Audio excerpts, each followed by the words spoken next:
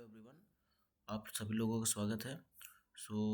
आज हम बात करेंगे कि जो कि कुछ हमारे पास जैसे कि भारत इलेक्ट्रॉनिक लिमिटेड की तरफ से जो कि कुछ ग्रेजुएट ट्रेनिंग आई है, जो कि पोस्ट आई हैं, जैसे कि अलग अलग ब्रांचेस में जो कि बीटेक या बीई कंप्लीट किया हुआ है उसके लिए है।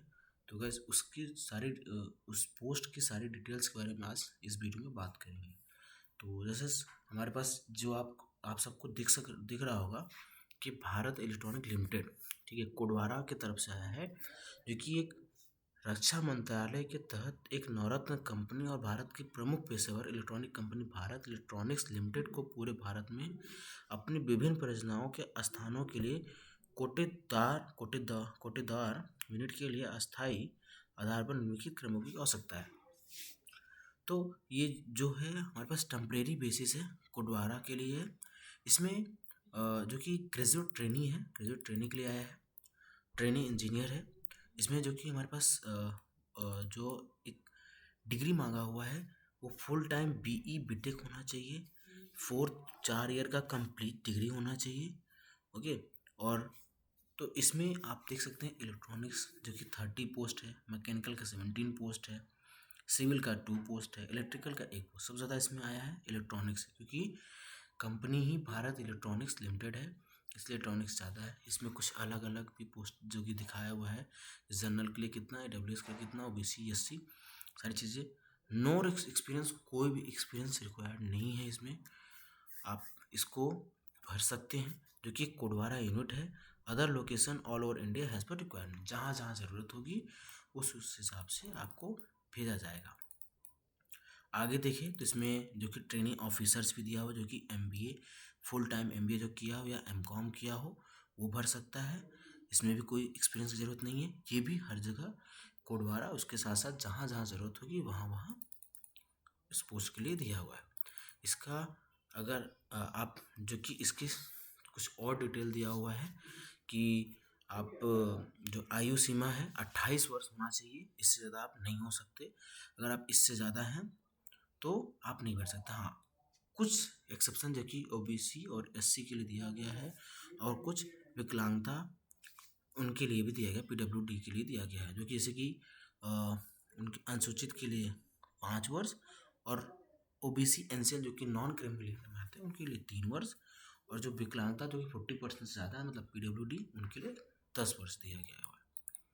तो इसके लिए कुछ चीज़ें हैं, जो कि प्रमाण पत्र जैसे कि 10th चाहिए, मार्कशीट, और ठीक है। तो ये छोटे छोटे कुछ इसमें डिटेल्स दिया हुआ है, जो कि ईडब्ल्यूएस ओबीसी क्या है, सर्टिफिकेट आपका 1/1/2025 के बाद होना चाहिए, जैसे जो कि ओबीसी और ईडब्ल्यूएस के लिए, क्योंकि हमें पता है कि गवर्नमेंट का ऐसा मानना है कि 6 महीने बाद किसी की भी इनकम चेंज हो सकती है।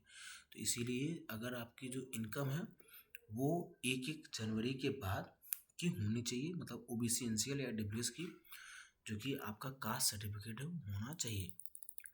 और इसमें जो कि जैसे कि इलेक्ट्रॉनिक्स में अलग अलग दिया हुआ है कि इलेक्ट्रॉनिक्स हो, इलेक्ट्रॉनिक्स कम्युनिकेशन है या टेलीकम्युनिकेशन है या कम्युनिकेशन टेलीकम्युनिकेशन है, इतना ये सारे चीज़ें अगर डिपार्टमेंट से है आप भर सकते हैं। मैकेनिकल से है आप भर सकते हैं, सिविल से है आप भर सकते हैं, इलेक्ट्रिकल में इलेक्ट्रिकल एंड इलेक्ट्रॉनिक्स इंजीनियरिंग भी अलाउ है। और ऑफिसर्स ट्रेनिंग के लिए एमबीए है, जो कि ये भी फुल टाइम कोर्स होना चाहिए। और उसके साथ साथ ये सारी चीज़ें दिया हुआ है कि आपका एक डिग्री जो होना चाहिए, एक बाकायदा किसी यूजीसी यूनिवर्सिटी और एआईसीटीई से होना चाहिए, जो कि बाकायदा। और उसके बाद ये सारी चीज़ें they required in case there is a no mention of especially specialization in a qualifying degree as required in the minimum essential qualification, candidate required to submit certificate at a time of interview from the university clear to that specialization of degree। ठीक है, कह रहा है कि in case there is a no mention of specialization in the qualifying degree as required in the minimum essential qualification, candidate required to submit certificate at the time of, अगर नहीं है तो उस टाइम पे सबमिट करेगा। Candidate having indicated qualification with other discipline not considered. ठीक है, उसके अलावा अब आपका इस सैलरी की चीज़ जो लिखा हुआ है कि will be engage for initial up 2 year which may be extended up to 1 year. ये शुरू में 2 साल के लिए होगा, क्योंकि इसको 3 साल के लिए भी मैक्सिमम बढ़ाया जा सकता है।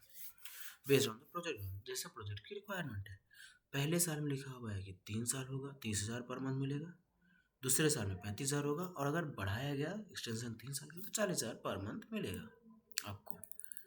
उसके अलावा साथ साथ आपको कुछ एक्स्ट्रा चीज़ें भी, जो कि 12,000 पर रुपये, 12,000 साल का मिलेगा, जो कि इस चीज़ों में इस चीज़ में दिखाया हुआ है। ठीक है, लिखा है कि the first instalment to proceed in the first month salary after joining. इस 2 इंस्टॉलमेंट में 12,000 आपको दिया जाएगा। पहला एक इंस्टॉलमेंट जो कि 6 महीने बाद मिलेगा डेट ऑफ ज्वाइनिंग, फिर दूसरा 6 महीने बाद मिलेगा।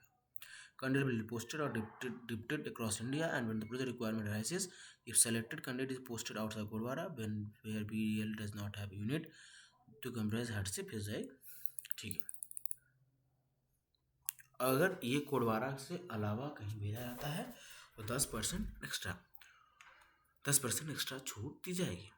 तो guys, advance of training engineer officer to project engineer officer, तो ये सारा चीज़ डिटेल दिया हुआ है कि train engineer officer who has completed tenure of 2 years within a BL has trained engineer may be considered for advance to project engineer in the same unit subject to fulfilling the following criteria। उसके अलावा आपको bonus भी चीज़ें दिया हुआ है, जो कि लिखा हुआ है कि retention bonus will be paid to project engineer officer who has advance for training engineer officer role and complete overall tenure of 4 year as a project. ठीक है, 1 लाख का बोनस। तो ये हाउ टू अप्लाई, ये चीज़ लिखा हुआ है। आपको इस लिंक पर क्लिक करना है। आप जैसे क्लिक करोगे इस पर, अभी ये ओपन ना हो क्योंकि अभी ये स्टार्ट होगा 1 जनवरी से। तो ये होगा 1 जनवरी से स्टार्ट होगा, तो इसलिए अभी नहीं दिखा रहा होगा इसमें। और ये इसका ये देखिए, आप देख सकते हैं कि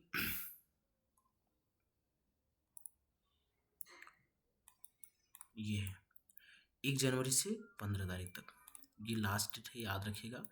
1 से 15 तक। अभी आज है 31 दिसंबर। जब ये ओपन हो जाएगा फॉर्म, कैसे फिल होगा, क्या होगा, ये सभी सारी चीज़ें बता देंगे। लेकिन अभी सिर्फ इसके जो डिटेल है, इसलिए मैंने कहा सोचा एक बार बता देता हूँ सबको।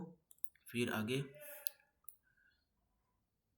Candidate require to read the instruction, ये सब चीज़ें लिखा हुआ है। इंस्ट्रक्शन डेट लिखा हुआ है कि 15 तारीख को लास्ट 23 बजे, मतलब कि 11 बजे तक भर सकते हैं अपन।